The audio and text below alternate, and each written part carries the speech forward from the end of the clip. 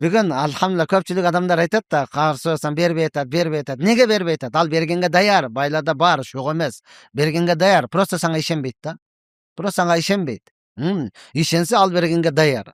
Мен ушундай бир таанышым бар, жеткен миллионер, бирок менден карыз сурайт да. 10 миң сом берип тура аласызбы, 5 миң сом берип тура аласызбы депчи. Бүгүн кечке эле. Карасаң 2-3 саат калды. Же болбосо эртең менен берем дейт. Макул, бересиң. Биздин акча чөнтөктө жүрө берип таанымал го. 5 миң сом бир айдан бери жүрөт да, майдаласам иштелип кетет деп эле жүрөт го. Карасаң эртең ошол акчаны алып келип берет. Башында таң калып жүрдүм, бул эмнеге экен депчи.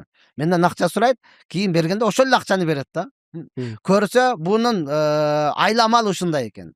Башка бирөөлөр сурабачы үчүн менден сурап коет экен да алчы. Мына башка бирөө карыз берип туруңуз, акча керек болуп атат десе, кече Бактыяр Дамыладан мен сурап алдым. Ошондон сурап көрбөйсүңбү дегенде эле наргы тынчыйт экен да. Ох, өзү Бактыяр Дамыладан сураган болсо депчи. Медреседе отурсак чалып калды. Дамыла каяктасыз? Медреседен 5 миң берип турбайсызбы? Макул берип турайын депчи. Анан доошун угуп туруп мен көбүнчө громкодо сүйлөшөм да. Жанындагылар дейт, ошолбу? Ал медресеге жардам берип жүргөн адам да. Ошол сизден карыз сурайбы дейт. Айттым, кое тургула, кийин айтып берем депчи.